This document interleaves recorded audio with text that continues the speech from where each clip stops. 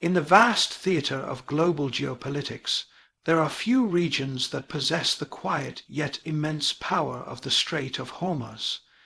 This narrow waterway, just 21 miles wide at its narrowest point, is situated between Iran to the north and the United Arab Emirates and Oman to the south.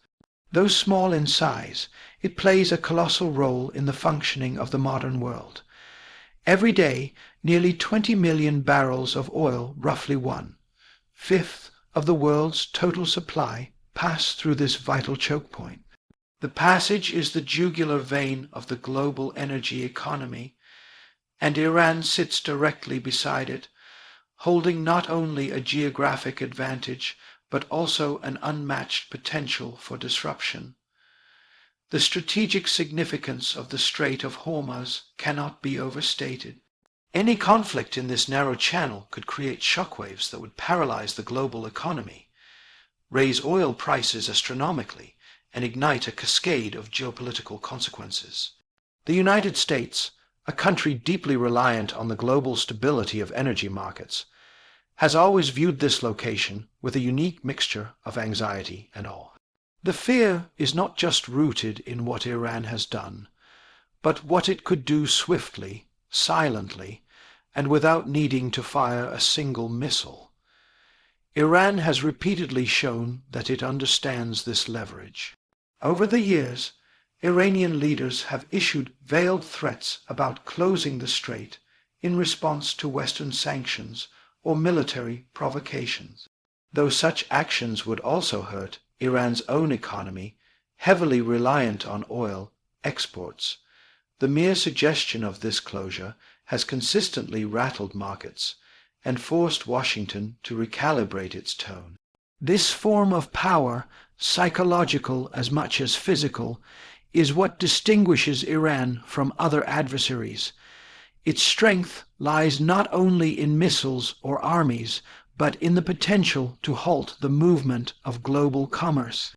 The Strait of Hormuz is guarded by Iran's elite Islamic Revolutionary Guard Corps Irq, particularly its naval branch. This group does not operate like a conventional navy. Instead, it has mastered the art of asymmetric warfare, deploying small, fast boats, sea mines and land-based missile systems that can quickly overwhelm or destabilize larger, slower, moving Western fleets. Their tactics are designed to make any direct confrontation costly and uncertain. For the U.S., which maintains the Fifth Fleet nearby in Bahrain, the challenge is constant: how to ensure safe passage through a corridor that Iran could, at any moment, turn into a trap. There's also a layered complexity in how Iran utilizes this power. It does not always act openly. Instead, it engages in what some analysts call gray zone operations, ambiguous actions that fall below the threshold of open war. These might include the sabotage of oil tankers, the seizure of commercial ships, or unexplained drone encounters, all of which create tension without offering clear evidence of culpability. This plausible deniability is another key advantage for Iran. It allows Tehran to push boundaries and test reactions, all while maintaining just enough ambiguity to avoid full-scale retaliation. American military strategists know this well. They understand that the U.S. could defeat Iran in a conventional war, but the cost economically, militarily, and politically would be immense. More critically, any major conflict in or around the Strait of Hormuz would not be contained to just the region.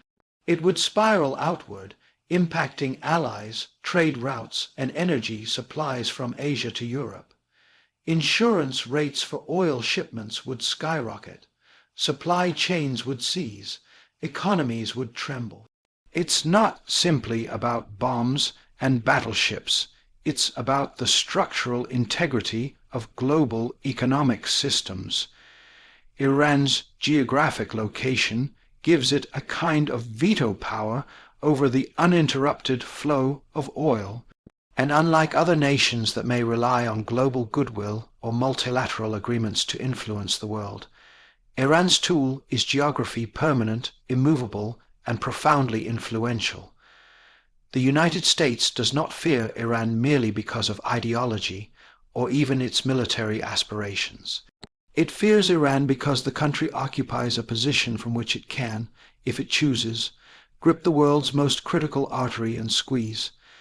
That is a power no aircraft carrier or economic sanction can easily neutralize.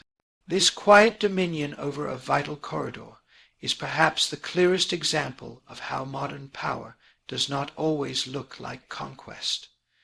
Sometimes it looks like a waiting game, a patient awareness of one's position in the world, and a readiness to act if provoked. Iran understands this role well, and it has mastered the art of using geography not only as a shield, but as a sword. In this delicate balance, the Strait of Hormuz remains the stage upon which the drama of fear, power, and restraint unfolds, and it is precisely this stage that keeps Washington on edge. In the modern era of warfare and global influence, power is not always projected through fleets of tanks or battalions of soldiers crossing borders. Sometimes it is whispered through hidden corridors, activated in proxy battles, and embedded in foreign soil far from the nation that orchestrates it. Iran has become a master of this silent, strategic game. Rather than confront its adversaries directly, particularly a superpower like the United States, Iran has developed a vast and sophisticated network of proxy forces that extend its reach across the Middle East and beyond, forming what many intelligence analysts describe as a shadow army. At the heart of this network is the Quds Force, an elite branch of Iran's Islamic Revolutionary Guard Corps (IRG). Unlike traditional military units, the Quds Force operates primarily in the shadows, forging alliances with militias, paramilitary groups, and ideological allies across a patchwork of conflict zones. These forces, many of them non-state actors, are armed, trained, and funded by Tehran, yet they operate with enough independence and regional context to maintain deniability. It is this ambiguity that grants Iran so much strategic advantage. It can strike or influence events without bearing the direct cost of accountability. In Lebanon, Hezbollah is perhaps the most well-known and effective of Iran's proxies. This powerful group, with its own political and military structure, is both deeply embedded in Lebanese society and functionally loyal to Iran's strategic goals. Over the years, Hezbollah has evolved from a local resistance movement to a formidable regional player, possessing tens of thousands of rockets and the capability to wage war with a sophistication far beyond its size. The group has also played a key role in supporting Iran's interests in Syria, helping to prop up the Assad regime during the civil war, and extending Iran's influence all the way to the Mediterranean coast. In Iraq, Iranian-aligned militias, often operating under the umbrella of the Popular Mobilization Forces PMF, have grown in strength since the fall of Saddam Hussein. While originally formed to fight ISIS, many of these groups answer more to Tehran than Baghdad. Their integration into state structures has blurred the line between national defense and foreign allegiance, creating a deeply embedded layer of Iranian influence in Iraqi politics and security. These militias have frequently targeted U.S. forces and bases in Iraq, yet Tehran can deny responsibility, claiming these are independent actors. Yemen presents another critical front. Here, the Houth rebels, a Zaydi Shia group, have received Iranian support in their long-running conflict with a Saudi-led coalition backed by the West.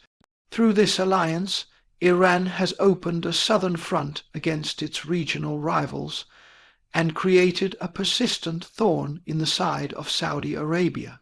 The Houthis have launched missile and drone attacks on Saudi oil infrastructure, demonstrating a level of technical sophistication that bears the fingerprints of Iranian assistance. Each strike sends a message not only to Riyadh but also to Washington, reminding them of Iran's ability to project chaos through third parties. Syria, too, has been transformed into a staging ground for Iranian ambitions.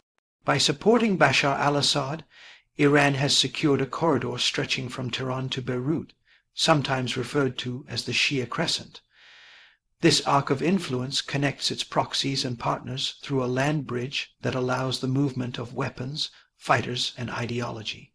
This is not merely tactical, it is strategic, giving Iran depth and resilience that few regional powers can match. For the United States, this web of proxy forces presents an enormous challenge. Traditional military doctrines are ill-equipped to combat a decentralized network that blends into civilian populations and operates across borders without uniforms or clear flags. Each time the U.S. strikes back, it risks further entanglement or retaliation in multiple theaters. Iran's strength lies in its ability to stretch American resources thin, forcing Washington to manage crises on multiple fronts, all while Tehran maintains the appearance of staying in the background. Furthermore, these proxy groups provide Iran with a form of insurance. Any direct strike on Iranian soil risks triggering a chain reaction of regional retaliation. Hezbollah could target Israel. Iraqi militias could strike U.S. personnel. The Houthis could threaten Red Sea shipping lanes. Syria could serve as a launch pad for further attacks. This interconnected network forms a shield, a deterrent far more complex than any missile defense system. This is why Iran is feared not simply as a nation, but as a system, one that has engineered a model of influence that is resilient, adaptive, and rooted in regional grievances. Its power is not just in what it can do directly, but in the alliances it has built, the ideologies it has nurtured, and the conflicts it has exploited. In a world where open war is costly and unsustainable, Iran has mastered a different kind of conflict, persistent, patient, and perpetually just below the threshold of conventional war. This is the hidden engine of U.S. concern, a threat not of brute force, but of relentless, calculated influence. Iran's nuclear program stands as one of the most contentious and anxiety-inducing issues in global politics today. At its surface, Iran insists its nuclear ambitions are solely for peaceful, civilian energy and scientific research. But beneath that declaration lies a deep reservoir of mistrust, particularly from the United States and its allies. The fear is not necessarily that Iran will immediately detonate a nuclear device. The fear is that Iran is steadily positioning itself at the threshold of nuclear capability, and once it crosses that line, the entire balance of power in the Middle East and perhaps beyond will shift irreversibly. To understand this fear, one must look at Iran's strategic patience. Over the decades, Iran has shown a deliberate, careful approach to its nuclear development. It has built facilities deep underground, like those at Fordo, beyond the reach of conventional airstrikes. It has enriched uranium to levels increasingly close to weapons grade, and it has mastered the complex science of nuclear fuel cycles, centrifuge production, and missile delivery systems. This knowledge once acquired cannot be unlearned. It grants Iran a latent power, one that it can choose to activate or simply use as leverage. The U.S. is not only concerned with the act of building a bomb. The deeper fear lies in the geopolitical shift that a nuclear-capable Iran would cause. It would embolden Tehran's regional stance, making it far more assertive in dealing with its rivals and far more insulated from military threats. For countries like Israel and Saudi Arabia, the emergence of a nuclear Iran would be intolerable, triggering their own arms races or preemptive responses. The entire regional security architecture, already fragile, could unravel. Iran's nuclear trajectory has long been shaped by cycles of negotiation, defiance, and sanctions. The 2015 Joint Comprehensive Plan of Action (JCPOA), commonly known as the Iran nuclear deal, was an attempt to pause this trajectory. Under this agreement, Iran agreed to limit its enrichment activities, submit to international inspections, and reduce its stockpile of enriched uranium. In return, it received relief from crippling economic sanctions. For a moment there was hope of fragile equilibrium that might avert the slide toward conflict. But the deal was not built on trust. It was built on verification. And when the United States withdrew from the agreement in 2018, citing concerns that it was too lenient and didn't address Iran's missile program or proxy activities, the fragile framework began to collapse. Iran responded by ramping up enrichment, limiting inspections, and returning to the more dangerous elements of its nuclear program. The progress made under the JCPOA began to reverse slowly, then rapidly. From Washington's perspective, this return to nuclear advancement is not just a technical issue. It's a strategic dilemma. Iran's knowledge cannot be bombed out of existence, and its facilities, often shielded by mountains or buried deep underground, cannot be easily destroyed.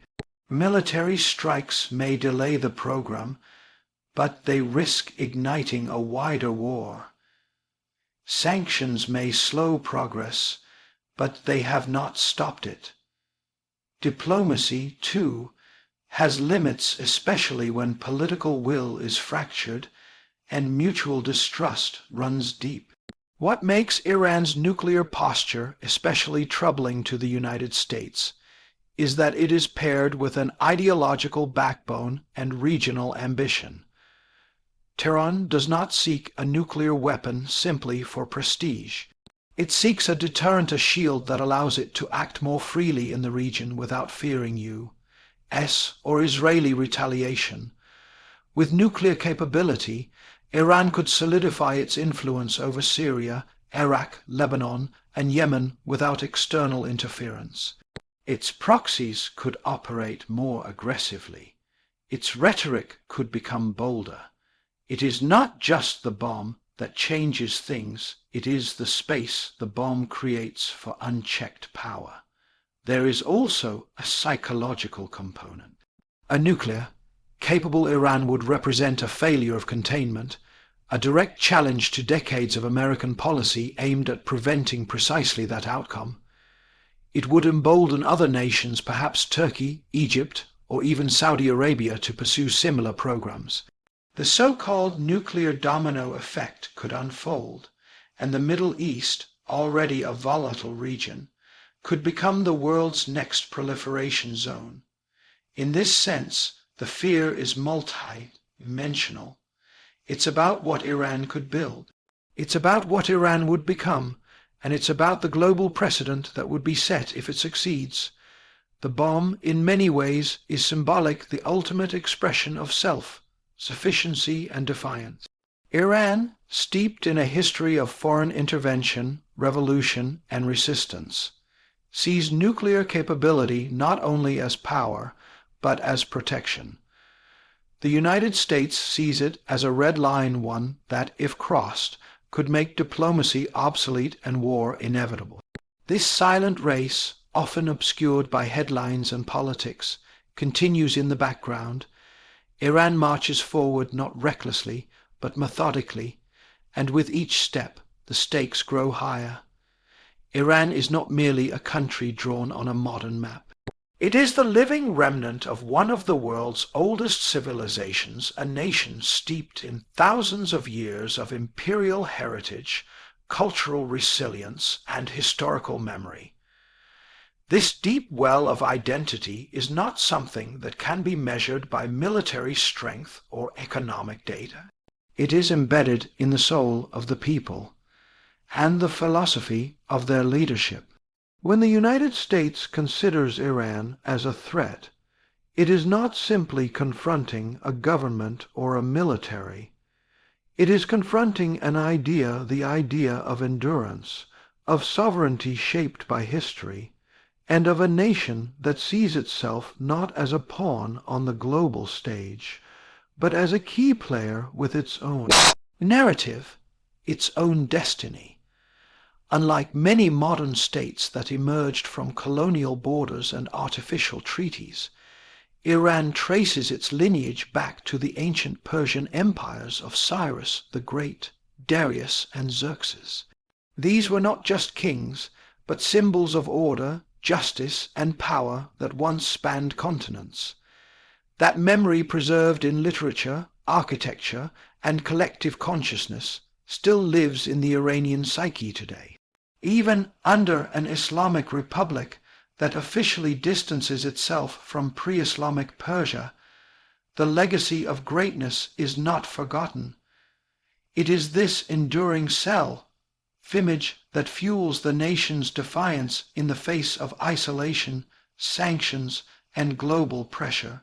Throughout the 20th and 21st centuries, Iran has experienced a series of foreign interventions and betrayals that have shaped its modern world. The 1953 CIA-backed coup that overthrew Prime Minister Mohammad Mossadegh remains a pivotal wound, a moment when the will of the Iranian people was subverted by outside forces to protect Western oil interests. From that moment onward, Iran's leadership, regardless of its ideological stripe, has internalized a deep suspicion of the West, particularly the United States. It is not paranoia. It is memory backed by experience. This collective memory is not abstract. It informs policy, rhetoric, and national resilience. When Iranian leaders speak of resistance, they are not merely engaging in propaganda. They are tapping into a cultural tradition that values independence at any cost. Western sanctions, though painful, have not broken Iran. In some ways, they have strengthened internal narratives of resistance and self-reliance. The ability to withstand isolation is not seen as a hardship, but as proof of moral and national superiority. The harder the pressure, the greater the pride in endurance. The United States, by contrast, often approaches Iran through a lens of immediate objectives: nuclear containment, regional security, counterterrorism. But Iran views these confrontations through a much longer timeline. The Islamic Republic, born from revolution and forged in war, particularly the brutal 8-year Iran-Iraq War in the 1980s, has developed a strategic patience rooted in historical perspective. It does not need to win in months or years. It aims to outlast, and it believes it will, just as it has outlasted countless invaders, dynasties, and empires over the centuries. Iran's ideological foundation also adds a powerful dimension to its resilience. Unlike many regimes that cling to power through fear alone, the Islamic Republic combines governance with a revolutionary identity. The notion of velayat-e faqih rule by Islamic jurists embeds spiritual authority into political leadership. For many within the system, this makes opposition not only treasonous but sacrilegious. Such a system is difficult to uproot because it fuses belief with national purpose. And when that belief is combined with the legacy of ancient greatness, it becomes a force not easily bent by diplomacy or military might. The U.S. often underestimates the importance of this cultural and historical framework. It calculates sanctions, drone strikes, and alliances with the hope that pressure will lead to concession. But Iran's responses are not driven by short-term economic pain. They are driven by a deeply ingrained imperative to preserve sovereignty, ideology, and honor. Even when facing internal unrest or economic crises, the regime does not collapse, it adapts, reshapes, and reasserts itself. This is what makes Iran so difficult to contain. Its strength is not just in weapons or alliances, but in the story it tells itself and the story it tells the world. A story of a nation that has stood for millennia, that has been invaded but never erased, pressured but never subjugated. The U.S. may fear Iran's missiles or nuclear program, but at a deeper level, it fears something more elusive, the staying power of a nation with a long memory, a powerful identity, and a relentless sense of purpose. It is a force that cannot be bombed away or sanctioned into silence. It is a quiet defiance, carried through centuries, now dressed in modern robes, but anchored in something ancient and immovable. And so, as we step back and observe the vast landscape of this complex relationship, one truth emerges with clarity. The fear the United States holds toward Iran is not born of impulse, nor of misunderstanding. It is born of recognition that Iran, unlike many of its contemporaries, is a nation that operates on multiple dimensions of power, both seen and unseen. It is not merely a geopolitical rival, but a civilization with a long memory, a strategic mind, and an unwavering sense of purpose. Geographically, Iran sits atop a choke point that can, at a moment's notice, rattle the global economy. Militarily, it has mastered the art of indirect warfare, shaping outcomes far beyond its borders through loyal proxies and asymmetric tactics. Scientifically, it advances toward nuclear capability with a patience that unsettles traditional notions of deterrence. And culturally, it carries itself with the weight of history, a nation that remembers empires, revolutions, betrayals, and triumphs, and channels that memory into its political will. This, above all, is what makes Iran uniquely formidable in the eyes of the United States. It is not simply the weapons it possesses, the allies it commands, or the territory it influences. It is the idea it represents, that sovereignty can be fiercely defended, that influence can be projected through shadow and strategy rather than open warfare, and that national endurance shaped by culture, belief, and identity can withstand even the most sustained pressure. The hidden truth, then, is not that Iran is invincible, but that it is unlike any other nation America has faced. And in that difference lies the source of deepest caution. It is not fear of immediate destruction, but of long-term transformation. A shifting order, a challenge to dominance, and perhaps, most powerfully, a reminder that even in an age of superpowers and satellites, the oldest forces of history, memory, and belief still move the world.